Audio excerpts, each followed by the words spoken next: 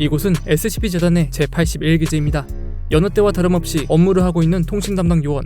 이번 사건은 이 요원이 이상한 신호 하나를 발견하면서부터 시작되었습니다.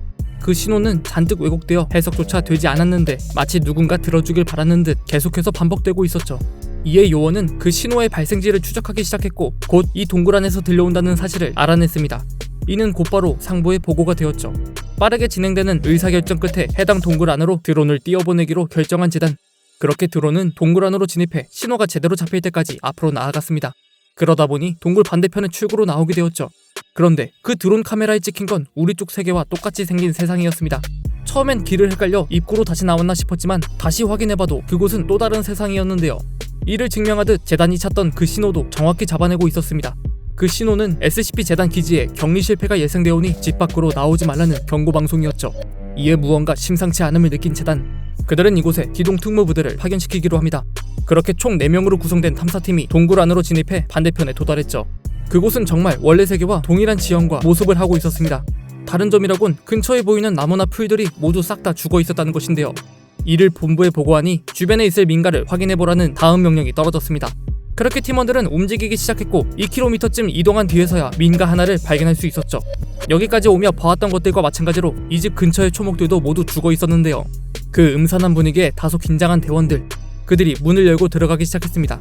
집 안에 들어선 팀원들은 깜짝 놀랐죠. 그 이유는 바로 사람들이 식탁에 앉은 채 죽어 있었던 것. 그들은 마치 식사를 하던 도중에 숨이 끊긴 것 같은 모습이었습니다.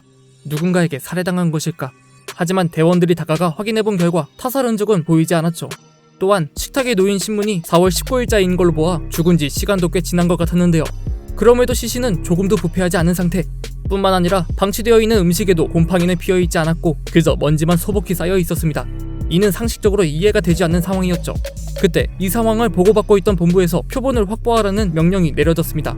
이에 팀원들이 시신의 채모나 피부, 식탁 위의 음식, 그리고 스마트폰 등을 수집한 뒤 집 밖으로 나왔죠. 그렇게 다시 바깥 바람을 맞게 된 팀원들. 그들은 그제서야 무언가 이질적인 느낌을 받게 되는데요. 그건 바로 한여름임에도 불구하고 새나 곤충 소리가 조금도 들려오지 않는다는 것이었습니다. 주변에선 오로지 죽은 풀들이 바람에 흩날리는 소리만 들려올 뿐이었죠. 몇 시간 뒤 본부에서 총 12명의 팀원들을 추가로 보내주었습니다. 덕분에 이곳의 인원은 이제 총 16명. 이들은 다음 임무를 위해 이쪽 세계에 있을 SCP 재단 제81기지로 향하기로 하는데요. 이동할 거리가 꽤 멀어 주변에 널린 차량을 확보해 타고 가기로 했죠. 그렇게 이동하는 동안 보게 된 풍경은 더욱 참혹했습니다. 고속도로 위에 사고난 차량이 널려 있었고 저 멀리 추락한 여객기의 모습도 볼 수 있었죠. 이를 본 대원들은 한 가지 결론을 내리게 됩니다. 아무래도 모든 사람들이 한순간에 목숨을 잃은 것 같다고 말이죠. 잠시 후 81기지에 도착한 팀원들. 그들은 두 팀으로 나뉘어 활동하기로 했습니다. 준호 요원이 이끄는 팀은 심층 저장소 서버실로 향하고 로이 요원의 팀은 기지 안을 확인하기로 했죠. 그렇게 엘리베이터를 타고 지하로 내려간 로이 팀. 그들의 눈에 가장 처음 들어온 건 근무 중 사망한 것으로 보이는 다수의 직원들이었습니다. 당장 이쪽 세계로 넘어오기 전까지만 해도 웃으며 대화를 나눴던 사람들.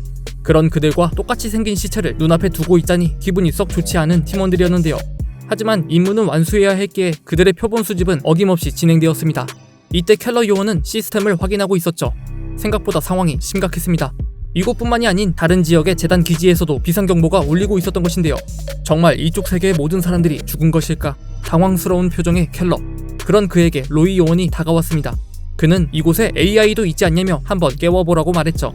그의 지시대로 프로그램을 실행해보았지만 그 AI마저 동작하지 않았습니다. 마치 생명 비스무리한 건 죄다 죽어버린 것 같았죠. 그때 켈러가 서버에 저장되어 있던 암호 메시지 하나를 발견했습니다. 그건 모두가 죽은 지 며칠이 지난 뒤에 저장된 메시지였는데요. 어쩌면 누군가 살아있을지도 모르는 상황. 하지만 아쉽게도 이들 중 메시지를 해석할 수 있는 사람이 없었습니다. 때문에 서버실로 향했던 준호팀에게 해당 메시지를 보내며 해석을 부탁했죠. 그 일을 끝으로 이곳에서 할 일을 모두 끝낸 팀원들. 이제 그들이 해야 할 건 단 한 가지 뿐이었습니다. 그건 바로 이 기지 지하에 있는 SCP들의 상태를 확인하는 것이었죠. 그렇게 다시 엘리베이터를 타고 지하로 내려가는 로이팀. 그들이 가장 처음 찾은 격리실은 SCP-2151의 방이었습니다. 이 SCP는 2개의 반지로 이것을 착용한 두 인간의 몸을 합쳤다 떨어뜨리며 새 생명을 탄생시키는 SCP였는데요. 그 생명체와 반지가 이곳에 격리되고 있었습니다. 격리실의 문을 여는 대원들. 조심스레 그 안을 확인해보니 말라 비틀어져 죽어있는 생명체와 변색된 반지가 놓여져 있었습니다. 이 SCP 역시 알 수 없는 현상에 당한 것 같았죠. 대원들은 이 사체에서도 표본을 회수한 뒤 다른 SCP들을 확인하러 이동하기 시작했습니다. 그때 어디선가 흘러나오는 악취. 그건 번호도 표기되어 있지 않은 이 격리실에서 나오고 있었습니다. 팀원들은 이 방도 확인하기로 하는데요. 그렇게 들어간 격리실에서 발견한 건 썩어가고 있는 시체였습니다. 그건 이쪽 세계로 넘어와 처음 발견한 부패작용이었죠. 스스로 목숨을 끊은 듯 그의 머리엔 총상이 나 있었습니다. 조심스레 다가가 이름표를 확인하는 팀원.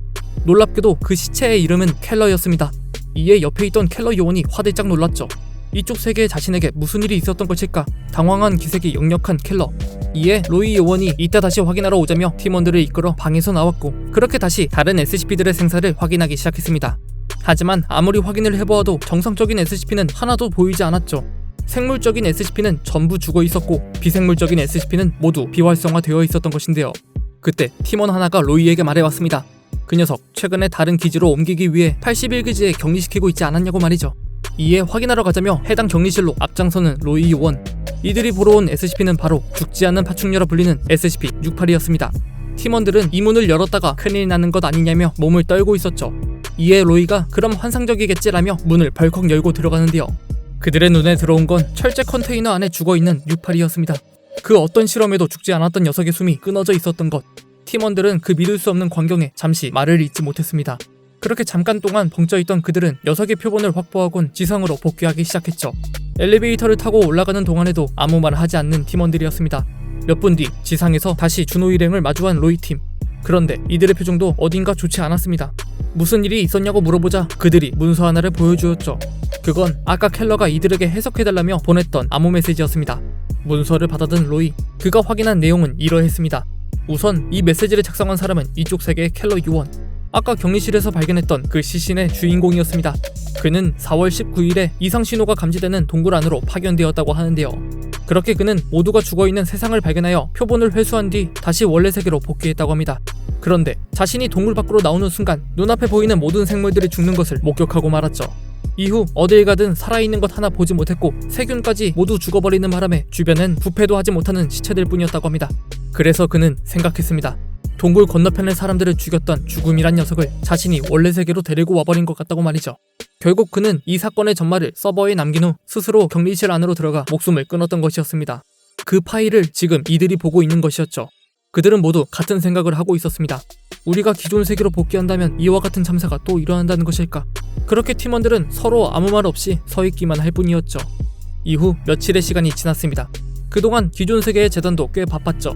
이들은 탐사팀이 보내준 표본과 데이터들을 분석하며 동굴 건너편 세계에 무슨 일이 있었던 것인지 확인 중이었습니다. 이때 탐사팀은 19기지로 이동해 그곳의 SCP들 표본과 데이터들을 확보하고 있었죠. 꽤 오랫동안 진행된 탐사. 재단은 이제 슬슬 그들에게 복귀 명령을 내릴 생각이었습니다. 아까 보낸 드론도 지금쯤 그들에게 도착해 마지막 표본들을 실었을 터. 이제 그들은 손발 편하게 복귀만 하면 되는 것이었죠. 그때 켈러가 통신을 연결해 왔습니다. 그는 다짜고짜 19번 기지의 핵폭발 장치를 작동시켰다는 말을 꺼내는데요. 이를 듣고 깜짝 놀란 담당 관계자들. 그들이 왜 그런 짓을 하냐고 물었지만 켈러는 아랑곳하지 않고 말을 이어나갔습니다. 옆에 있는 팀원들의 유언을 직접 전달해주는 켈러. 가족들에게 괜찮다는 말과 사랑한다는 말을 전해달라는 게 그들의 유언이었죠. 그 말을 끝으로 다신 통신이 연결되지 않았다고 하네요. 재단은 나중에서야 드론 안에 든 데이터를 통해 그들이 희생한 이유를 알게 되었습니다. 전 세계 사람들이 죽는 것을 막기 위해 돌아오지 않는다는 결정을 내린 용감한 16명의 대원들. 재단은 그들의 뜻을 따라 해당 동굴의 입구를 시멘트로 단단히 봉인한 뒤 아무도 접근하지 못하게 관리하고 있다고 하네요. 전 세계의 모든 생명을 빼앗아가는 죽음, 그리고 그 죽음이 차원을 넘나들 수 있게 해주는 터널 SCP-2935.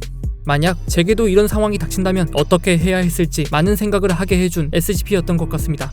시청해주셔서 감사합니다.